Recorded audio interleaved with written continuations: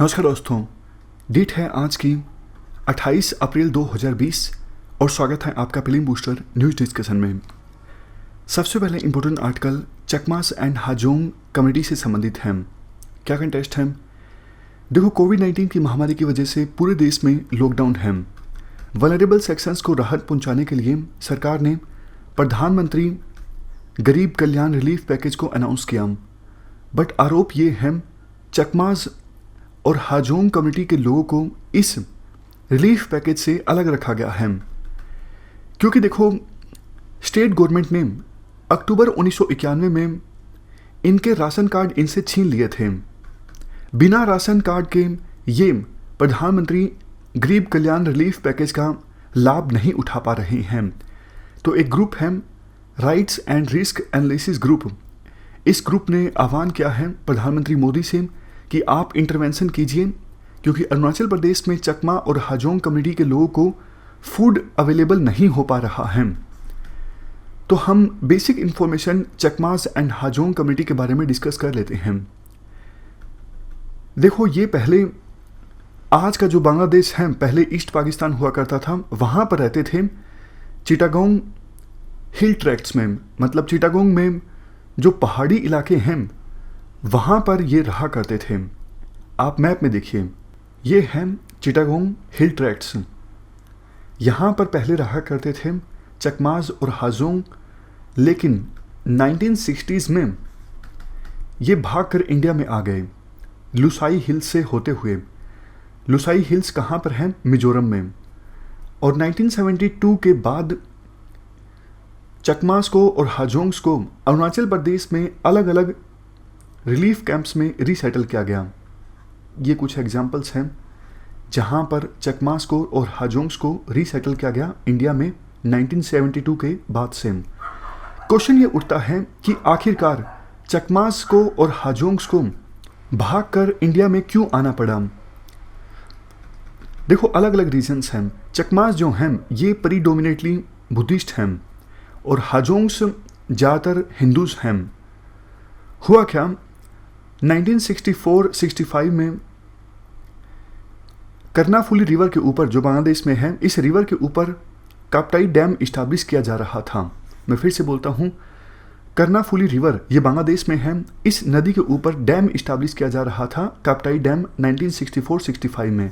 इस वजह से चकमास की जो ज़मीन थी वो उनसे छीन ली गई और उनका शोषण भी काफ़ी हुआ, तो इसलिए वो भागकर इंडिया में आ गए। और हाजोंग्स की बात करें, हाजोंग्स चूँकि देखो हिंदूज थे, इनको काफ़ी ज़्यादा रिलीजियस शोषण का सामना भी करना पड़ रहा था, इसलिए ये भागकर इंडिया में आ गए। 2015 में सुप्रीम कोर्ट ने सेंट्रल गवर्नमेंट को कहा था कि आप उन चकमास को और हाजोंग्स को सिटीजनशिप प्रोवाइड कीजिए जो भागकर इंडिया में आ गए थे 1964 से लेकर 1969 के बीच में। अब एक क्वेश्चन का आंसर आप दीजिए। सुप्रीम कोर्ट ने सेंट्रल गवर्नमेंट को आदेश दिया कि आप इन लोगों को सिटीजनशिप प्रोवाइड कीजिए। इन लोगों की विशेषताएं इस प्रकार से हैं। पहले का जो ईस्ट पाकिस्तान है, आज का बांग्लादेश, वहाँ से ये लोग भागकर इंडिया में आए थे 1960s में। दूसरी स्टेटमेंट, इनको रीसेटल किया गया है अरुणाचल प्रदेश में। तीसरी स्टेटमेंट, दे आर बुद्धिस्ट। तो बताइए, ये तीनों जो स्टेटमेंट्स हैं वो कौन सी कम्युनिटी को रिफ्लेक्ट करती हैं, रिप्रेजेंट करती हैं? हाजोंग नहीं, हाजोंग तो हिंदू है ना। चकमास ये बुद्धिस्ट हैं। हिंदू रिफ्यूजी नहीं, क्वेश्चन में बुद्धिस्ट की बात की गई है। तो चकमास ऐसी कम्युनिटी हैं जो इन तीनों स्टेटमेंट्स को फुलफिल करती हैं। आंसर हो जाता है बी। चलते हैं आगे। Next article hydrogen fuel cell के बारे में है। क्या कंटेस्ट है? एनटीपीसी देखो, hydrogen fuel cell based electric buses develop कर रही हैं और उन बसेस को शुरुआती तौर पर चलाया जाएगा लेह में और दिल्ली में। हाइड्रोजन फ्यूल सेल के बारे में क्वेश्चन यूपीएससी के द्वारा पूछा जा सकता है, हम डिस्कस कर लेते हैं। देखो, फ्यूल सेल एक इलेक्ट्रोकेमिकल सेल होता है जो केमिकल एनर्जी को इलेक्ट्रिसिटी में कन्वर्ट करता है। हाइड्रोजन फ्यूल सेल में हाइड्रोजन जो है वो फ्यूल का काम करता है। आमतौर पर होता क्या है, बैटरीज में जो केमिकल एनर्जी है वो आती है मेटल से, मेटल्स के आयंस एंड ऑक्साइड से, और वो मेटल्स बैटरी में ही मौजूद होते हैं। हाइड्रोजन फ्यूल सेल की खास बात ये है, जब तक देखो फ्यूल और ऑक्सीजन मिलता रहेगा तब तक केमिकल रिएक्शन होती रहेगी, तब तक केमिकल एनर्जी को इलेक्ट्रिसिटी में कन्वर्ट करता रहेगा hydrogen fuel cell. Hydrogen fuel cell में जैसा हमने डिस्कस किया, हाइड्रोजन फ्यूल का काम करता है और ऑक्सीजन ऑक्सीडाइजिंग एजेंट का काम करता है, और जनरली ऑक्सीजन को एयर से ही ले लिया जाता है। हाइड्रोजन फ्यूल सेल के बायो प्रोडक्ट्स इस प्रकार से होते हैं, इलेक्ट्रिसिटी प्लस वाटर वेपर। तो ग्रीन हाउस गैसेस का एमिशंस नहीं होता, इसी वजह से बहुत सारे एडवांटेजेस हैं हाइड्रोजन फ्यूल सेल के। एक चीज़ आप ये याद रखिएगा जिस पर क्वेश्चन बनता है, जो ये बैटरीज होती हैं इनमें एनर्जी को स्टोर करके रखा जा सकता है, लेकिन हाइड्रोजन फ्यूल सेल्स में इलेक्ट्रिसिटी को स्टोर करके नहीं रखा जा सकता। इस पर यूपीएससी क्वेश्चन पूछती हैं। चलते हैं आगे। Next article Indian banks association से संबंधित है। क्या कंटेस्ट है? यूनियन गवर्नमेंट ने बैंकिंग इंडस्ट्री को आने वाले 6 महीनों तक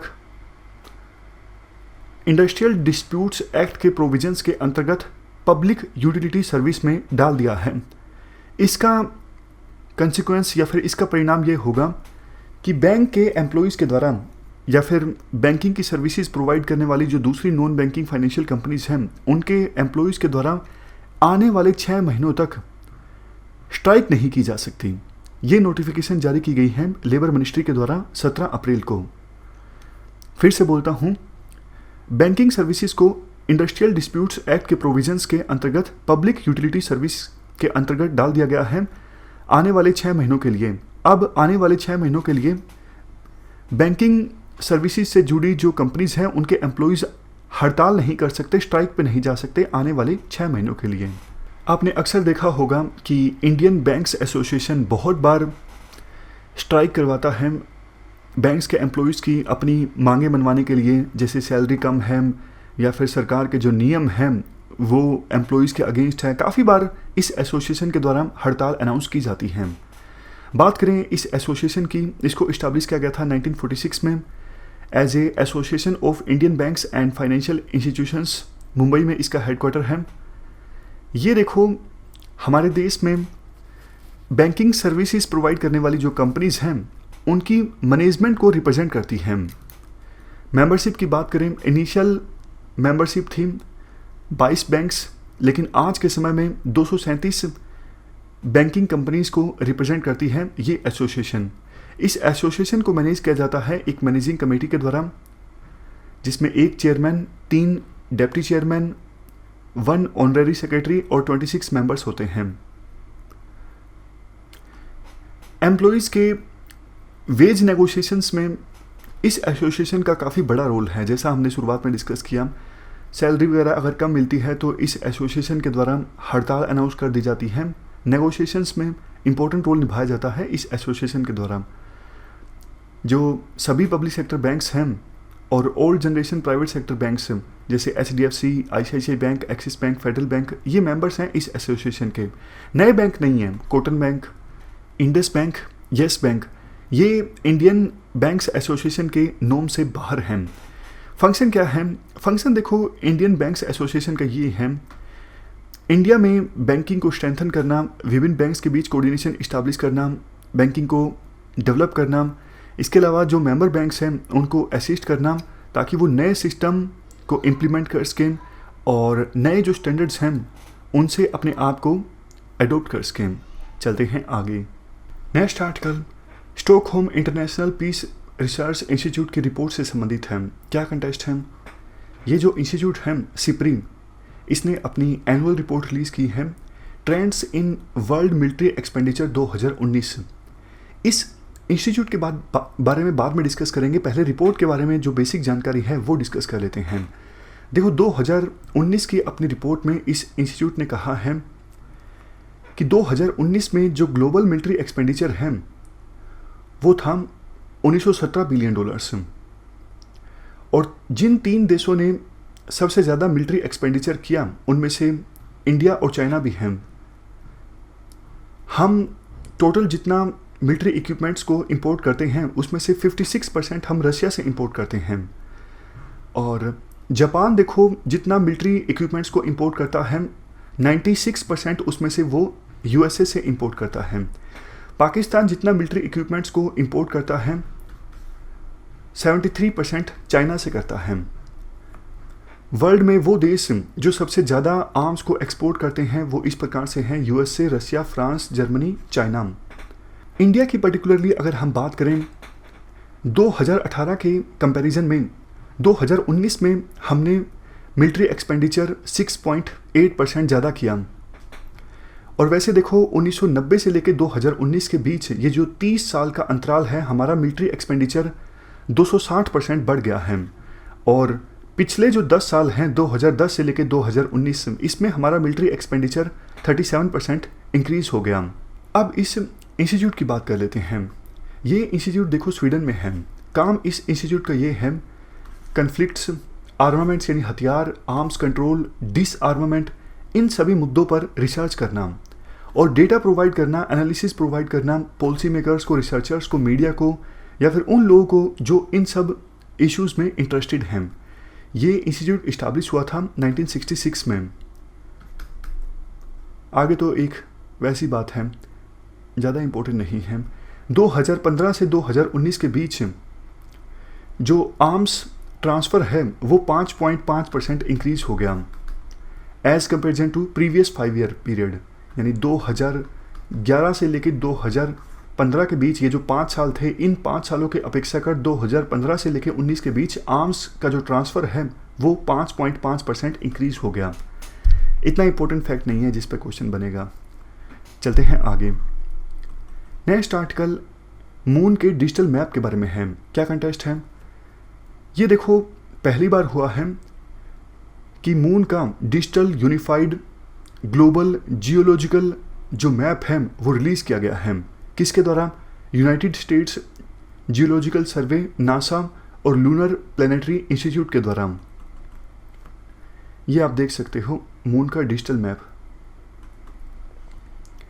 इंफॉर्मेशन की बात करें, देखो ये जो यूनिफाइड जियोलॉजिकल मैप है मून का, ये ह्यूमन मिशंस के लिए एक प्रकार से ब्लूप्रिंट का काम करेगा।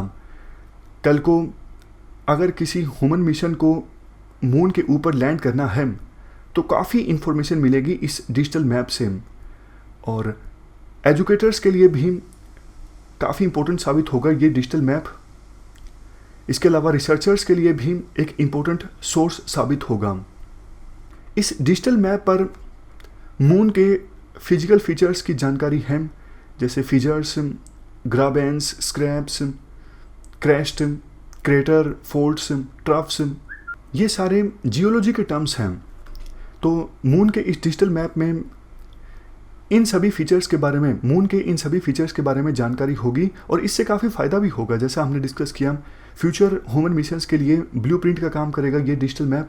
एजुकेटर्स को फ़ायदा होगा एनालिसिस में, रिसर्चर्स के लिए काफ़ी इंपॉर्टेंट साबित होगा डिजिटल मैप, और वो जनरल पब्लिक जो लूनर जियोलॉजी में इंटरेस्टेड हैं, यानी मून के फिजिकल स्ट्रक्चर में इंटरेस्टेड हैं, उनको भी सहायता मिलेगी इस डिजिटल मैप से।